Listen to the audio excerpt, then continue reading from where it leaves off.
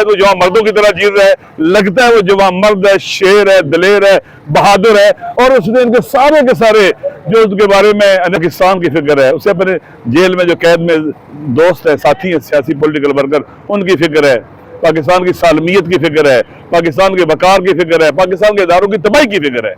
وہ اس طرح سے باتیں کرتا ہے, وہ ان کو بچانے کی باتیں کرتا ہے, وہ ان کے بارے میں وہ دل سوزی کرتا ہے کہ ان کو سمجھ آنی چاہیے, نالائقوں کو اور ان ڈفلز کو سمجھ آنی چاہیے کہ ہمارا ملک تباہ نہیں ہونا چاہیے, اور یہ تباہ ہو رہا ہے. ویسے نکلیں.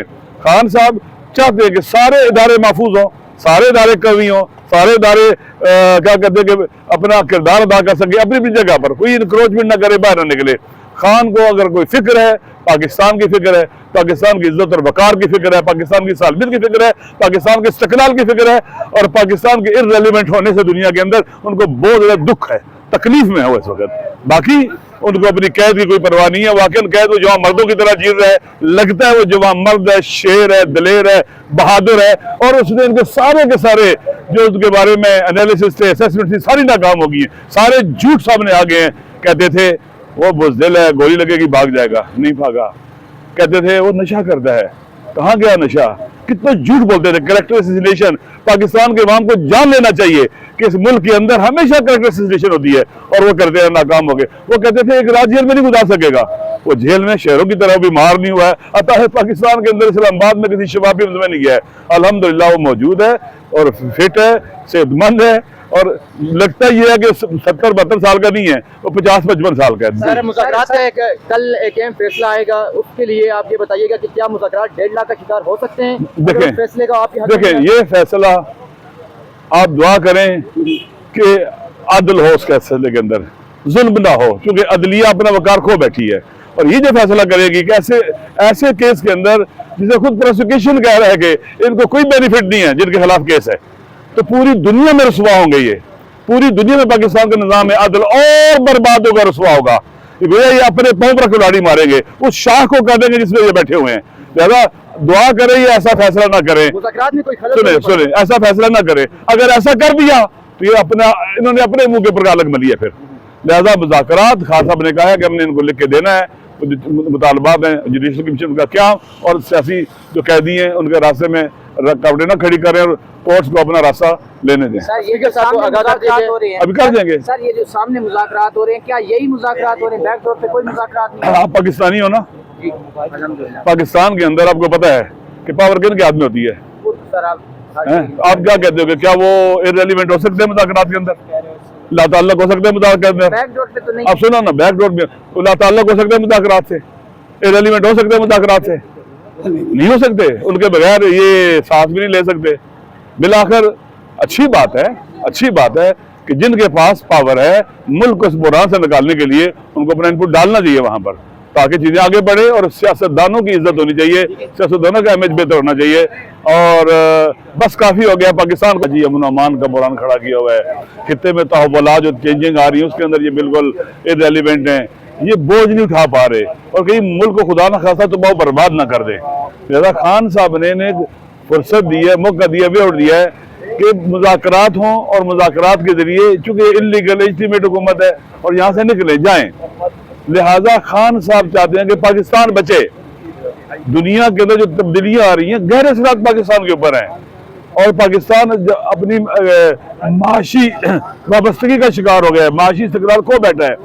جب کوئی بھی ملک معاشی طور پر وابستہ ہو جائے تو کبھی بھی اپنے نیشنل انٹرسٹ ہے, نیشنل سیکورٹی ان کی حفاظت نہیں کر سکتا, اور باوقار اور باعزت ملک نہیں رہتا.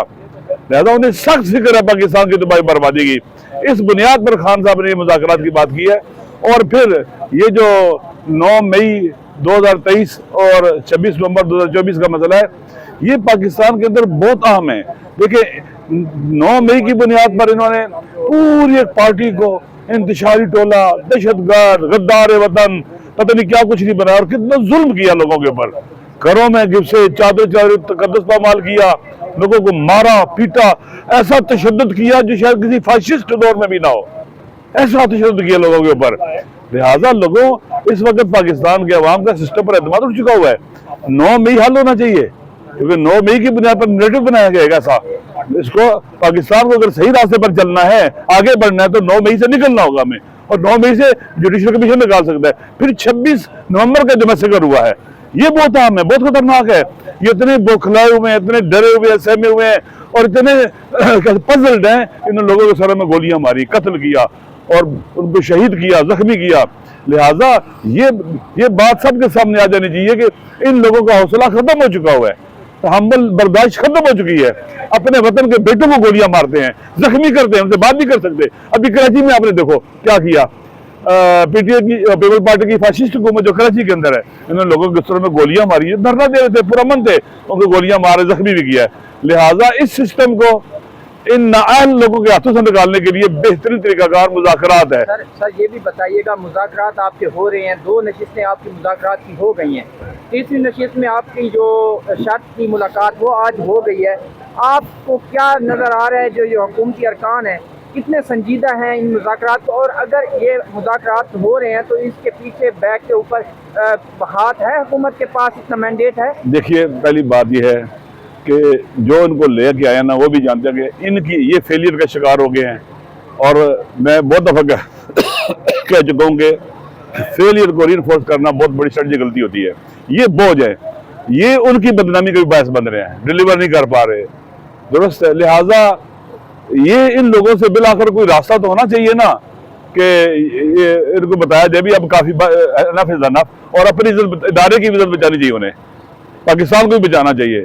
लिहाजा मेरे ख्याल में उनका इनपुट अगर इनका साथ दो तो चल ही नहीं सकते। हालांकि ये गलत है, सियासतदानों को आगे बढ़ना चाहिए, सियासतदानों ने मुल्क को बचाना है, चलाना है, बनाया है। सियासतदान अपने जान पैदा करें, ताकत पैदा करें, विल पैदा करें और मुल्क को इस बुरान से निकालें, ताकि कोई भी इनलीगली और इलीजिबेटली इंक्रोचमेंट करके सियासी ताकत को अपने हाथ में न ले सके। सर मुलाकात होती थी, साथ कुछ जो थे वो अननोन पर्सन भी होते थे, आज भी वो लोग मौजूद थे साथ? देखें, आपको पता है ना कि कमरे में मुलाकात हो रही है, तो कमरा तो आपको पता है बग्ड होता है, सारा कुछ रहे तो मालूम है, बाहर नहीं मुलाकात हुई। लेकिन खान उसी तरह से मुतमईन है, यकीन कर लें, नहीं लगता वो जेल के अंदर है, नहीं लगता कि वो कैदी है।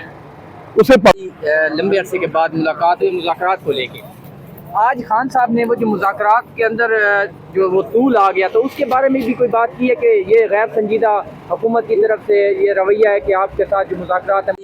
लंबे अरसे के बाद मुलाकात हुई मुज़ाकरात को लेके, आज खान साहब ने वो जो मुज़ाकरात के अंदर जो वो तूल आ गया, तो उसके बारे में भी कोई बात की है कि ये गैर संजीदा हुकूमत की तरफ से ये रवैया है कि आपके साथ जो मुज़ाकरात है। लंबे अरसे के बाद मुलाकात हुई मुज़ाकरात को लेके, आज खान साहब ने वो जो मुज़ाकरात के अंदर जो वो तूल आ गया, तो उसके बारे में भी कोई बात की है कि ये गैर संजीदा हुकूमत की तरफ से ये रवैया है कि आपके साथ जो मुज़ाकरात है।